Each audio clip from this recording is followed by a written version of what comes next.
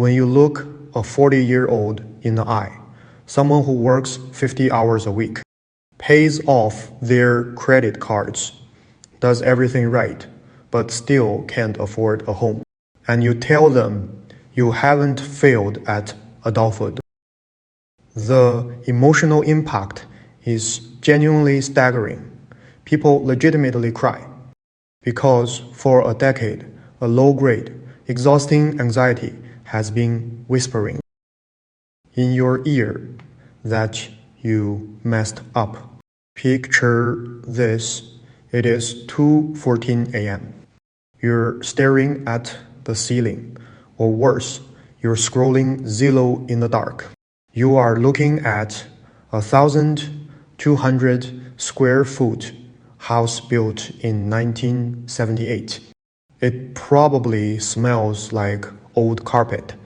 The kitchen cabinets are peeling, and the seller wants $418,000 for it.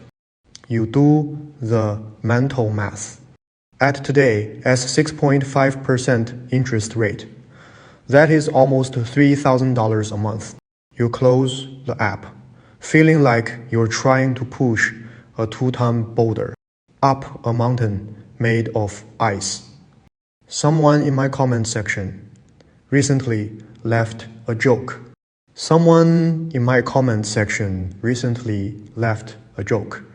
That was so funny it physically hurt. Someone in my comment section recently left a joke. That was so funny it physically hurt. They wrote, "My biggest financial regret is being in kindergarten in 1995 instead of putting a down payment on a house. How could I be so reckless?"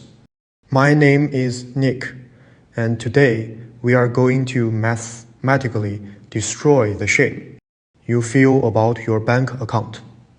I'm going to show you why the housing market feels impossible, and why your brain is running a glitchy, ancient software that is keeping you broke and anxious. If you're ready to stop feeling guilty and start seeing the matrix for what it is, hit subscribe. Let's get into the cold, hard science, the architecture of the shame. First, let's address the psychological warfare happening in your head. Why do you feel so much shame about not owning a house? Neuroscientists will tell you that humans are evolutionarily wired to conform to the tribe. Thousands of years ago, if you didn't hit the milestones of your community, you were ostracized, left in the woods, and eaten by a predator. Your brain still runs that ancient software. So, when society, your friends, and your parents tell you that owning a home is the ultimate marker of success, and you don't have one, your brain registers that failure not as a financial hiccup, but as a literal threat to your survival.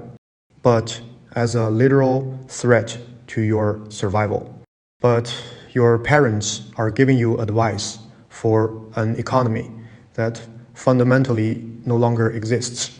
Let me give you some extreme granularity. Another viewer pointed out a reality that should make your blood boil.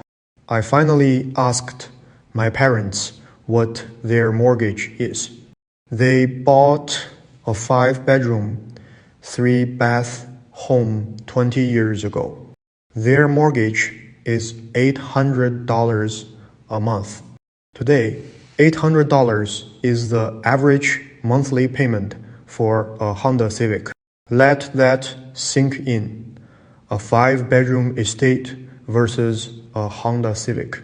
To comfortably buy the median-priced home in America today, you need to earn exactly $106,500.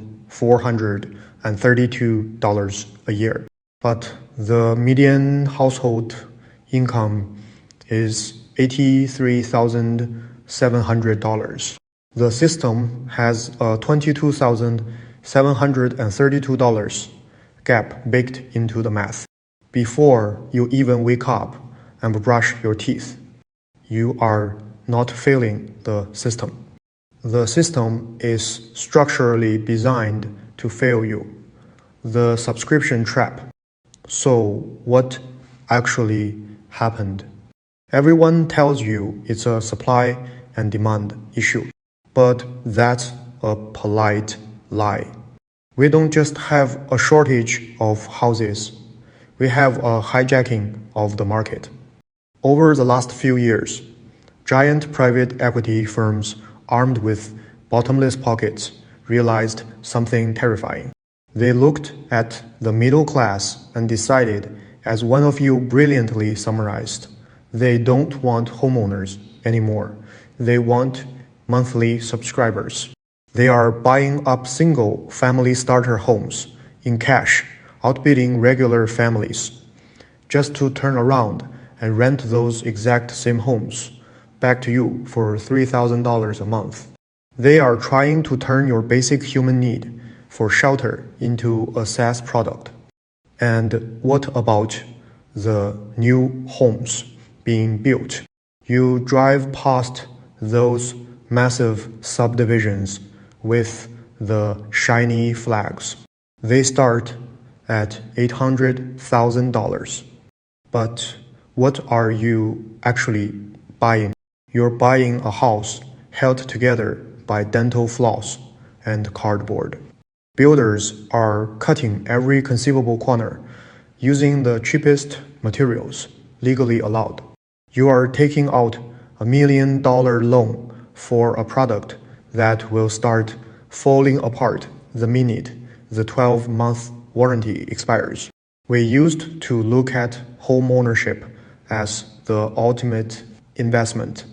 Today, for the average first-time buyer, stretching their budget to 50% of their take, home pay just to get the keys.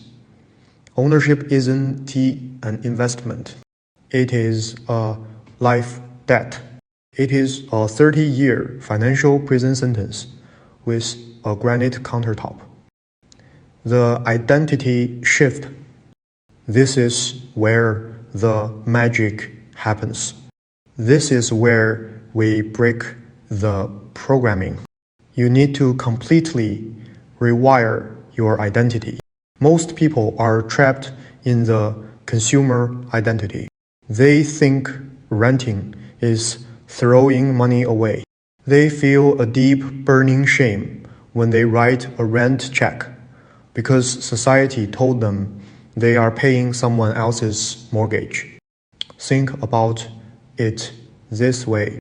If a $400,000 mortgage with property taxes, maintenance, and 6.5% interest costs you $3,200 a month, and renting a similar place costs you $2,000 a month, the person who rents and aggressively invests that $1,200 difference into a compounding machine like an S&P 500 index fund is not a failure. They are a financial sniper. I know. Your uncle at Thanksgiving will tell you real estate is the only way to build wealth. But the math doesn't care about your uncle's feelings. Having $50,000 in a liquid investment account changes your life drastically more than having $150,000 in home equity that you can touch without selling the roof over your head.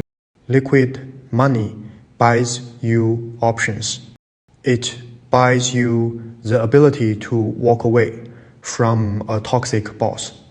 It buys you the freedom to move across the country for a dream job. It buys you sleep at night. Wealth isn't about the physical stuff you own. Wealth is about buying your life back. The bottom line. You have to stop playing a game where The rules were written by the people trying to sell you the board. If the math makes sense in your specific zip code, if your total housing cost is under 30% of your take-home pay, and you plan to stay there for a decade, great. Buy the house. Enjoy it. But if it doesn't, if the math requires you to eat ramen noodles and panic every time the check engine light comes on, stop feeling guilty about walking away.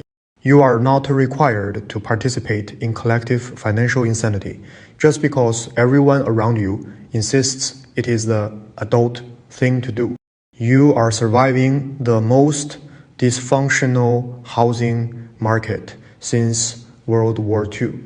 The moment you realize that your worth as a human being isn't tied to a property deed, you take your power back.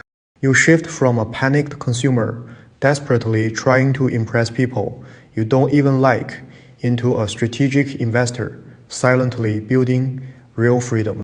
I'm Nick. I'm not a financial advisor. I'm just a guy who wants you to stop trading your life for a system that doesn't love you back. Hit subscribe if you're ready to flip the script, and I'll see you in the next one.